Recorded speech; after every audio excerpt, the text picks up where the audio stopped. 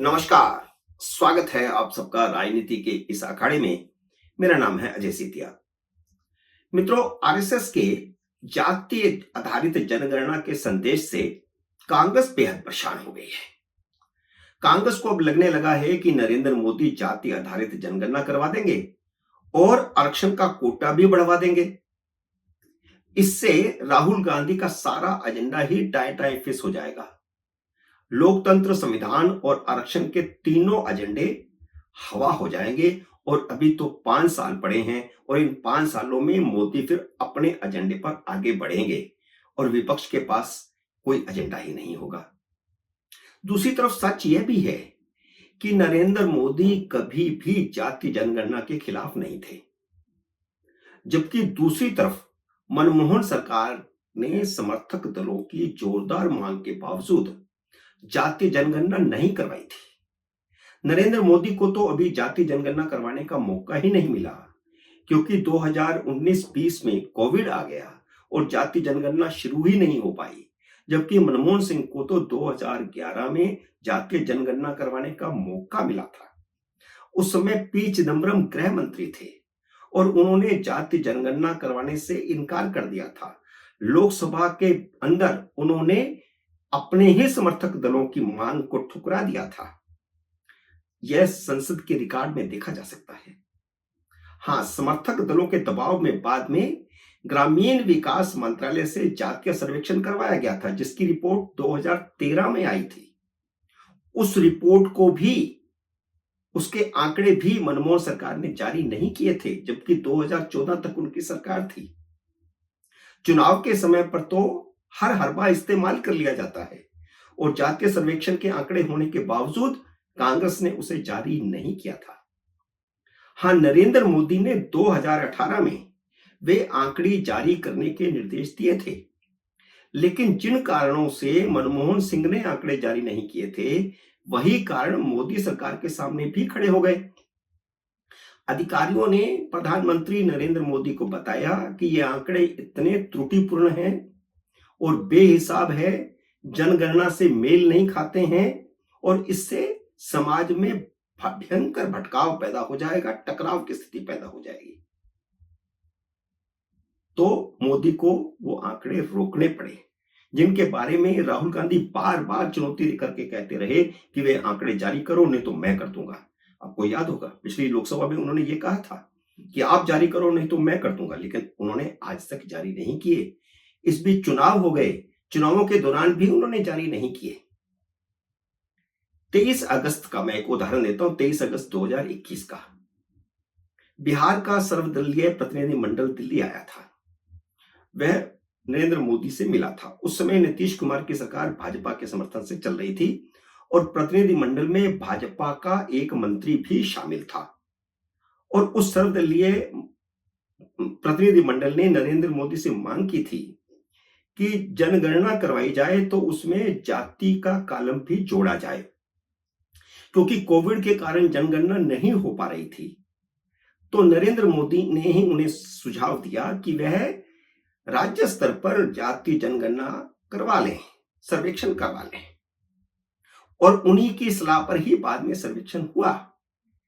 इसलिए यह कहना बिल्कुल गलत है कि मोदी या भाजपा कभी भी जाति जनगणना के खिलाफ थे, लेकिन भाजपा के एक वर्ग को यह हमेशा से लगता रहा है और संघ के एक वर्ग को भी यह लगता रहा है कि जाति जनगणना से समाज में विद्वेष पैदा होगा, और यह आशंका आज भी है। और यह आशंका जवाहरलाल नेहरू से लेकर के इंदिरा गांधी और राजीव गांधी तक को भी थी। इसलिए उन्होंने कभी भी जाति जनगणना नहीं करवाई। जो जनगणना 2020-21 में नहीं हुई, वह 2025 में शुरू होने वाली है। अब नरेंद्र मोदी उसे अगले साल से शुरू करवाने वाले हैं। तो अब यह हुआ करेगा कि पहले हमेशा जो है 2010-11 में होती थी, फिर 21-22 को होती थी। अब वो अंतर यह हो जाएगा, 25 को होगी, फिर 35 को होगी, फिर 45 को होगी, इस तरह हुआ करेगी। मोदी सरकार पहले ही जाति आधारित जनगणना का इरादा बना चुकी है। इसके कई संकेत लगातार मिल रहे हैं और इसकी भनक कांग्रेस को भी है। इसलिए राहुल गांधी ने लोकसभा में कहा कि वह इसी लोकसभा की अवधि में जनगणना करवा कर रहेंगे। अब वे विपक्ष के नेता हैं और 99 उनके सांसद हैं, वे कैसे करवा करके रहेंगे? करवाएगी तो सरकार करवाएगी। लेकिन उनको पता है कि मोदी ये करवा रहे हैं इसलिए, ताकि वह बाद में कह सके कि मोदी ने मुझसे डरकर जातीय जनगणना करवाई है। यह शरीर लेने वाली बच्चों जैसी हरकतें हैं। अब संघ ने के कह देने के बाद साफ है कि मोदी जाति आधारित जनगणना या सर्वेक्षण का इरादा बना चुके हैं। लेकिन संघ ने जाति आधारित जनगणना का समर्थन करते हुए भी उन्हीं आशंकाओं को दोहराया है जो जवाहरलाल नेहरू से लेकर के राजीव गांधी तक को थी, कि इसका राजनीतिक फायदे के लिए इस्तेमाल न किया जाए। संघ ने यही कहा है कि जो जातियां विकास में पीछे रह गई हैं, उनके विकास के लिए नीतियां बनाने में अगर जातीय जनगणना सहायक होती है तो सरकार को जातीय जनगणना करवानी चाहिए। लेकिन संघ की चिंता साफ है कि जातीय जनगणना का समाज में विद्वेष फैलाने के लिए इस्तेमाल नहीं होना चाहिए। हमने 2024 के चुनाव में देखा कि आरक्षण के नाम पर किस तरह जातीय विद्वेष फैलाया गया। कांग्रेस का एजेंडा ही यह है कि एससी, एसटी और पिछड़ों को भाजपा के खिलाफ भड़काकर उनका वोट हासिल करके सत्ता हासिल की जाए। उनका लक्ष्य जातियों को न्याय दिलाना नहीं है, बल्कि वोट हासिल करना है। न्याय दिलाना होता तो कांग्रेस की सरकार तो 60-65 साल सही रही है, कभी उन्होंने जाति आधारित जनगणना भी नहीं करवाई और जाति आधारित आरक्षण का हमेशा विरोध करती रही है। इसलिए संघ के बयान से तिलमिलाई कांग्रेस ने कहा है कि संघ कौन होता है जाति जनगणना की इजाजत देने वाला। अरे भाई, इजाजत किसने दी है? संघ ने तो अपनी राय रखी है और राय रखने का अधिकार सिर्फ कांग्रेस को नहीं है, सभी को है, देश के हर नागरिक को है, हर संस्था को है। जयराम रमेश ने 4 सवाल दागे हैं जिनका संघ कोई जवाब नहीं देगा, क्योंकि आरएसएस कभी भी कांग्रेस की बेफिजूल की बातों का जवाब नहीं देता। आप इतिहास उठा करके देख लीजिए। कांग्रेस की तिलमिलाहट साफ है, जिसे वह छुपा भी नहीं पा रही। जयराम रमेश को आशंका है कि मोदी कांग्रेस की जाति जनगणना की गारंटी को हाईजैक करना चाहते हैं।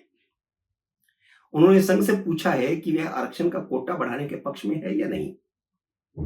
एक तरफ तो आप कहते हैं कि संघ कौन है, दूसरी तरफ आप उसकी राय पूछ रहे हो कि वह आरक्षण का कोटा बढ़ाने के पक्ष में है या नहीं।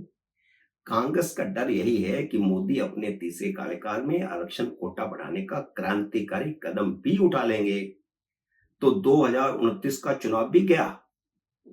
नीतीश और नायडू को बीच रास्ते में तोड़ने का सपना भी चूर चूर हो रहा है, क्योंकि नीतीश और नायडू वे सभी कांटे निकाल रहे हैं जो भाजपा के साथ उसके रास्ते में बाधा बन सकते हैं। नीतीश कुमार ने उन केसी त्यागी को प्रवक्ता पद से हटा दिया है जो मोदी सरकार की नीतियों के खिलाफ बयानबाजी कर रहे थे। चंद्रबाबू नायडू ने खुल्लम खुल्ला हिंदुत्व की लाइन अपना ली है, जिससे राहुल गांधी के मंसूबों पर पानी फिर गया है, क्योंकि वह भी उसी लाइन पर चल निकले हैं जिस पर योगी हैं या हेमंत बिस्व शर्मा हैं। अब चंद्रबाबू नायडू भी उस लाइन में शामिल हो चुके हैं और उन्हीं पर तो भरोसा था राहुल गांधी को। मित्रों, उम्मीद है मेरा ये वीडियो आपको पसंद आया होगा। इसे लाइक और शेयर कीजिए। अगर आपने मेरे YouTube चैनल को अब तक सब्सक्राइब नहीं किया तो कृपया सब्सक्राइब करके अपना आशीर्वाद दीजिए। जल्दी मिलते हैं अगले वीडियो में किसी अन्य विषय के साथ। तब तक नमस्कार।